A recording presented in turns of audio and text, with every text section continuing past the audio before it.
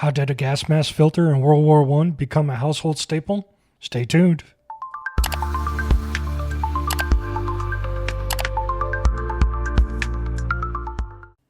Good afternoon, everybody, and welcome to Hidden History. Here's a story you might not know about, but it's something you use almost every day. Our story begins in the aftermath of the Great War, a time of rapid change and innovation. A paper company, had a problem. They had a marvelous new material, a type of crepe paper called cellulose. It was 5 times more absorbent than cotton, and it was a whole lot cheaper to make. They'd used it for bandages on the battlefield to gas mask filters, but with the war over, they were left with a surplus. So they went to work. The inventor and his team reasoned that the ladies of the day, with their new makeup and cold creams, needed a better way to remove it all, something soft, something disposable. So they took this marvelous, fluffy stuff, put it in a box, and marketed it as facial tissue. They gave it a name that was, shall we say, descriptive.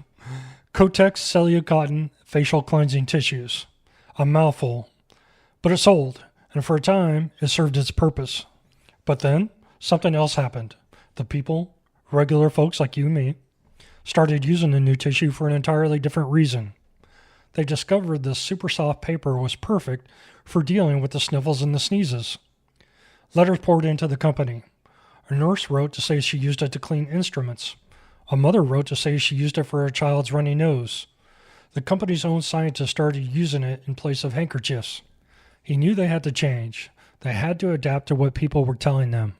They needed a new name, a shorter name, a name that focused on the one thing people really wanted it for, cleanliness. So they combined the word cleansing with the X from Kotex.